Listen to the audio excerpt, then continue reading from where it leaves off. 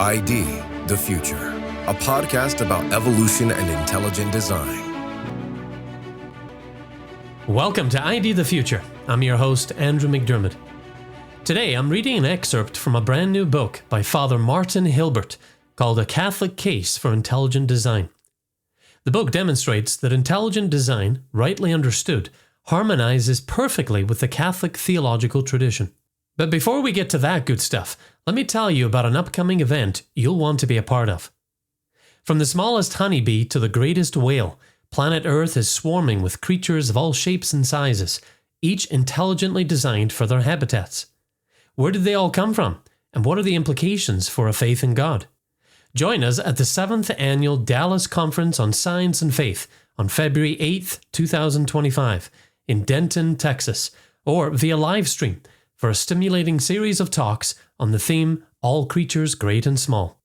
Whether you join us in the Dallas area or online, you'll learn about the miracle of butterfly metamorphosis with Paul Nelson, the amazing honeybee with Eric Hedin, the scientific evidence of the human soul with Michael Egnor, the intelligent design of plants with Emily and Daniel Reeves, the theory of ID as fuel for scientific discovery with Casey Luskin, and the origin of animal body plans with Stephen Meyer.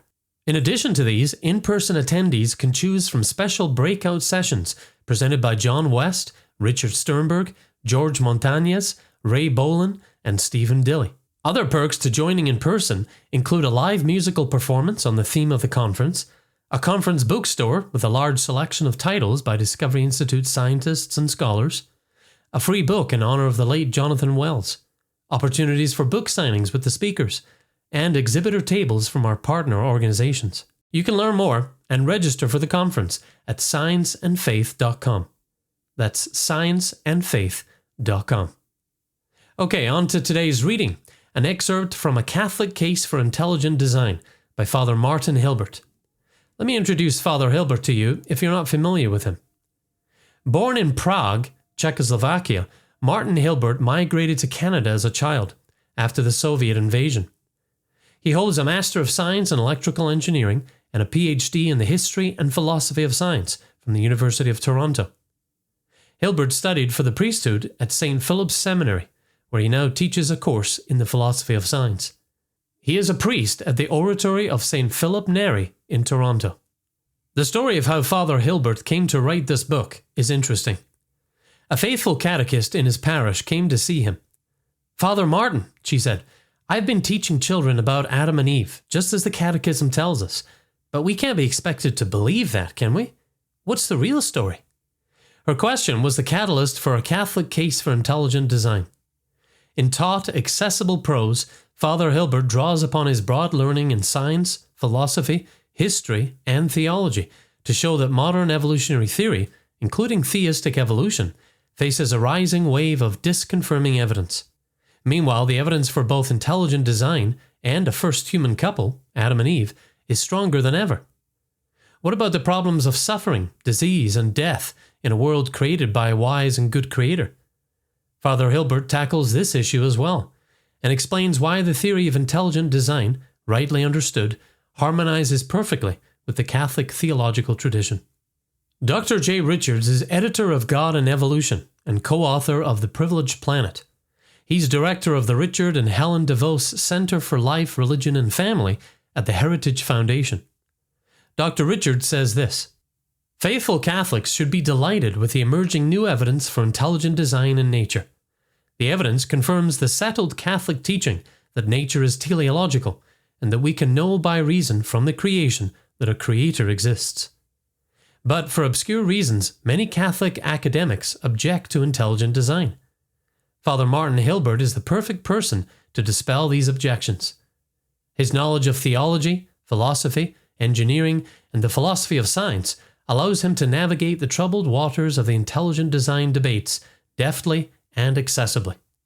I'm especially fond of the way Father Hilbert integrates traditional philosophical arguments for God's existence with the more empirically focused and modest arguments for intelligent design. A Catholic Case for Intelligent Design is bound to become a classic contribution to the growing literature on intelligent design." The book was also endorsed by Father Michael Szaberek, PhD, a member of the Polish Dominican province and author of Catholicism and Evolution and Aquinas and Evolution. Father Schaberek writes, in 1950, Pope Pius XII stated that discussion regarding the hypothesis of the evolutionary origin of the human body is not forbidden for Catholic theologians. However, the expected debate never happened. Theologians, by and large, interpreted the Pope's permission as unequivocal support for an essentially naturalistic account of human origins. Now, over 70 years later, the theological community finally has a chance to take the turn indicated by the Pope and ask fundamental questions about modern evolutionary theory, intelligent design, human origins, and the Christian understanding of creation. Father Hilbert's book is an important voice in this debate. He does not follow the easy and greatly wanting path of mixing Christianity with naturalism in the form of theistic evolution. Instead, he looks at evidence with an open mind and incorporates anything good and true he finds in modern science and traditional theology. This book will be an eye-opener for those who never thought that a Catholic can support intelligent design and be scientifically informed. I'm going to read now from the introduction to the book. It's titled, Wrestling with Darwin. It begins with a quote from Charles Darwin's letter to his son George. Darwin says this, I have lately read Morley's Life of Voltaire, and he insists strongly that direct attacks on Christianity, even when written with the wonderful force and vigour of Voltaire, produce little permanent effect. Real good seems only to follow from slow and silent side attacks. Children are by nature theists, with an inherent sense that things and events have causes, that the world is a wonderful place, and that wonderful things call for wonderful causes. In this, I was no different. I was 10 or 11 when I first encountered Darwin's alternative theory. My first thought was that the whole business was an attack on God. It was not that I was wedded to a naively literal interpretation of the book of Genesis. Rather, I perceived that Darwinism was an attack on the power of reason to know reality and to arrive at the Creator. Animals give birth to their own kind. Surely everyone knows that, I thought. In my youthful eyes, Darwin's theory was something wicked people had devised to dispense with God and the Ten Commandments. Having escaped from communist Czechoslovakia in 1968, I knew that evil was real, and it seemed to me that this theory was somehow entangled with it. My youthful perspective lacked all nuance, to be sure, and yet later I was to discover that both the founders of modern evolutionary theory and some of its leading contemporary proponents had explicitly confessed to motives bracingly akin to my cartoon-like sense of their reasons for embracing the theory. Such discoveries, however, were far in the future. After my parents assured me that the theory was far from proven, I did not give it much thought. In high school and college, I focused on math and physics, and eventually graduated from university with a master's degree in electrical engineering. It was in graduate school that I began to take a greater interest in my Catholic faith. I had a lot of catching up to do, because the last time I'd had any formal instruction in religion was a few sessions in grade 8 in preparation for confirmation. So when I wasn't solving Maxwell's equations and the like, I was reading C.S. Lewis, Fulton Sheen, Thomas Merton, G.K. Chesterton, and various catechisms. They felt like two separate worlds to me, but on one occasion, the two passions came together. When reading J.D. Jackson's Classical Electrodynamics, I encountered a graph of the translucence of water as a function of frequency. The graph showed that in the extremely narrow range of optical frequencies, water becomes translucent, whereas at most frequencies below and above this window, it is nearly opaque. The difference is many orders of magnitude. Here was an instance of extreme fine-tuning of chemistry to allow for vision. The fact jumped out of the page at me. If it were not for this window existing and being situated precisely where it is, no animal could see, and photosynthesis could not take place. One possible explanation, and indeed the most obvious one, seemed to leap off the page. This exquisite fine-tuning required an exquisitely skilled fine-tuner, a designing intelligence at the very foundations of the molecular and atomic order of nature. The graph was too technical to explain to most people, and the ones who understood it, my engineering classmates, dismissed it as Jackson had tried to do himself. In their minds, it just showed the power of natural selection to design the eye around this optical window. The graph did not convert any of my fellow grad students to belief in God. Immediately upon finishing my engineering degree, I joined the oratory of St. Philip Neri, and 5 years later I was ordained a priest. I never lost my fascination with science, and I always retained a confidence that it could reveal important truths about the world. One day, at some point around 1990, I came upon an article by George Sim Johnston in the Oratory Library, in which he criticized Darwinism for its lack of empirical evidence. I had come across some of these arguments before, but what was new to me was the smoking gun evidence that Charles Darwin intentionally sought to rid the world of Christianity. Johnston quoted a letter written by Charles Darwin to his son George in 1873, part of which I quoted at the top of this chapter, but it bears repeating. I have lately read Morley's Life of Voltaire, Darwin begins, and he insists strongly that direct attacks on Christianity, even when written with the wonderful force and vigour of Voltaire, produce little permanent effect. Real good seems only to follow from slow and silent side attacks. Johnston also quoted T.H. Huxley, Darwin's friend and bulldog. In addition to the truth of the doctrine of evolution, wrote Huxley, indeed one of its greatest merits in my eyes is the fact that it occupies a position of complete and irreconcilable antagonism to that vigorous and consistent enemy of the highest intellectual, moral, and social life of mankind, the Catholic Church. My encounter with these two quotations gave substance to my original surmise that Darwinism is to no small degree a program designed by its creator for excising God, and was championed by a bulldog of the same mindset. Mind you, Huxley did not even share Darwin's belief that natural selection could explain all life forms. The essential thing for him was that Darwinism removed God from the picture. As Richard Dawkins put it a century later, Darwin made it possible to be an intellectually fulfilled atheist. Several years after ordination, I was given the privilege of doing further graduate studies, this time in the history and philosophy of science. Although my primary interest was physics, there were breadth requirements in the program, so I enrolled in a seminar on the history of evolutionary biology. The seminar was lively, and the professor was enamored of Darwin. It was just a few years after the publication of Philip Johnson's Darwin on Trial, so I used to take a copy of it to class. Whenever a topic of discussion arose in the class that Johnson had addressed in the book, I would read a snippet of it for the benefit of the others around the table. The usual response from the professor was to admit that Johnson had a good point, and then to change the subject. By the end of the term, 3 out of the 8 students thought that there was about as much truth to Darwinism as there was in Rudyard Kipling's Just So stories about how the leopard got his spots, the camel his hump, the elephant his trunk, and so on.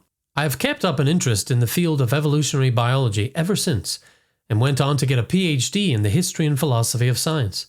I am now more convinced than ever that Darwin's theory can at best account for a small part of the variations in plant and animal forms throughout the ages.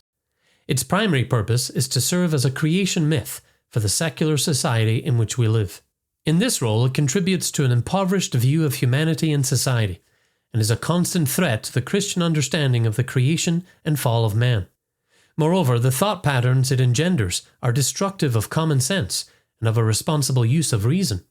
It is, I contend, an unmitigated intellectual disaster, whose myriad shortcomings need to be dragged into broad daylight. In my exploration of Darwinism, there were times when I felt the power of its darkness. If the story of Adam and Eve was not true, then how could the church be a divinely founded and guided institution? I was happy to allow that the story in Genesis might involve some poetic license in the details. But what if, in fact, humans were not created in moral perfection, nor freely chose to abandon the good to embrace sin? What if instead the true story of man's origin was that we arose from a single-celled organism over eons of mindless evolution, with the inclination to violence and selfishness baked in through millions of generations of survival of the fittest? It seemed intuitively clear that natural selection should favour the lustful and violent. Darwin's theory was so much simpler, the effects of original sin part and parcel of evolutionary development. And yet the dogma of humankind's fall from sinlessness into original sin was too central, it seemed to me, to discard without changing the whole faith. But if my allegiance was to truth, then what? I must seek the truth. Was I underestimating the potential of geological timescales to drastically transform life? Was it not the height of hubris to dismiss Darwinism when so many scientists and my peers had accepted it as true? Initially, I had little idea of molecular biology. Perhaps there was something hidden there that could account for apparent design, apart from actual direct design. Could not God have created the various life forms using the Darwinian mechanism? To be sure, God's ways are higher than man's ways, and no human should presume to know from unaided reason how God might choose to accomplish some act of creation. At the same time, even if it were possible, employing only the Darwinian mechanism to create the great variety of life seemed so inelegant and wasteful, and it left God remote and uncaring, an absentee watchmaker. I resolved to give the theory a hearing. There were, after all, the obvious similarities between chimpanzees and humans. Perhaps there was no ontological leap between them and us, just a matter of degree, not a difference in kind. Moreover, many learned Catholics practically revered the theory. Through the 1960s and into the early 70s, Pierre Teilhard de Chardin was the rage. Even Joseph Ratzinger was cautiously appreciative of Teilhard and was looking for ways to accommodate Catholic theology to evolutionary thought. Was I holding on to an outmoded theology? The best way to find the answers to my questions, I decided, was to explore the scientific evidence related to Darwinism. That was one of my motivations in signing up for the seminar on the history of evolutionary biology. This led me to keep reading material in the field, long after the course was finished some 30 years ago. I spent many years sorting through the evidence, aided by my graduate training in the history and philosophy of science, philosophy more generally, and logic, all of which I have found indispensable for navigating the various forms of evidence and arguments that impinge on the case for Darwinian evolution. Often, I would encounter scientists deeply knowledgeable about the relevant biology, but who seemed wholly innocent of the rules and methods of reasoning logically and avoiding fallacies. Some, for instance, would advance a wholly circular argument for this or that point of evolution, and do so with no apparent awareness that they were committing one of the most elementary fallacies. At the same time, I encountered individuals with a good grounding in philosophy and logic, but who had not taken the time to master the foundational details of evolutionary theory. I saw that, given my background, I was well positioned to avoid both these shortcomings, provided I put in the spade work to learn more of the scientific debate, including more about the contemporary variations on Darwin's theory. And so weeks of study turned into months and years. The pages that follow are the fruit of that labor. I've been planning to write this book for a long time, to help those who are searching for the truth about God and man in the face of Darwinian darkness. Philip Johnson's Darwin on Trial was a great help to me, but it did not address some key questions of theology. Further, it is important to use up-to-date scientific evidence in the technical discussions, since much of relevance has been discovered in the intervening decades. I also thought it was important to argue for the perennial validity of intelligent design reasoning. To jettison this approach is to cut oneself off from biblical and patristic reasoning about God and creation. The hermeneutic of continuity, so often stressed by Pope Benedict in his reading of the Second Vatican Council, demands a defense of intelligent design. It is certainly legitimate to drop particular teachings of science, such as the model of an Earth-centered universe, when they are shown to be untenable. It is another matter to drop the notion that the order and complexity of the universe demand a designing intelligence. To be clear, intelligent design, as its chief proponents define and employ it, does not get you all the way to theism, at least when the object of study is limited to biology. But its insights are most certainly theism-friendly, and if intelligent design is rejected, one is left cut off from a path to rational belief in God that was championed in the patristic tradition. There are other questions that need to be addressed, because along with the order and complexity of life in the universe, we also encounter suffering and death. Indeed, there is evidence that Darwin was spurred to develop his theory of evolution by his considering the presence of suffering and death in the world. He regarded this as sufficient reason alone to reject belief in a benevolent creator. Having done so, he needed a substitute creator, and he found it in the stuff of random variation and natural selection. But in creating a new God, had Darwin also created a radically new understanding of man? It would seem so. And it's a big part of what makes the whole Darwinian controversy so passionate. Is the human soul a reality that only God can create? Or is it something that arises out of matter and the blind process of evolution? Is there something different in kind about us humans that distinguishes us from all other animals?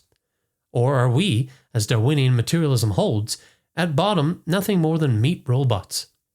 Recently, a faithful catechist in the parish, who has been preparing children for their first communion for many years, came to see me. "Father Martin," she said, "I have been teaching children about Adam and Eve just as the Catechism tells us. But we can't be expected to believe that, can we? What's the real story? Her question was the immediate catalyst for me to sit down and write what I have learned on the subject over the years. Most of what will appear in the following pages has been said elsewhere by others, but I hope that putting it all together at a level that educated non-specialists can grasp will serve a useful purpose. It is time to dispel the darkness of Darwinian materialism. That was a reading from the new book, A Catholic Case for Intelligent Design, by Father Martin Hilbert. It's available now from Discovery Institute Press. To order your copy, and perhaps one for a friend, visit discovery.press. That's discovery.press. For ID the Future, I am Andrew McDiarmid. Thanks so much for listening. Visit us at idthefuture.com and intelligentdesign.org. This program is copyright Discovery Institute and recorded by its Center for Science and Culture.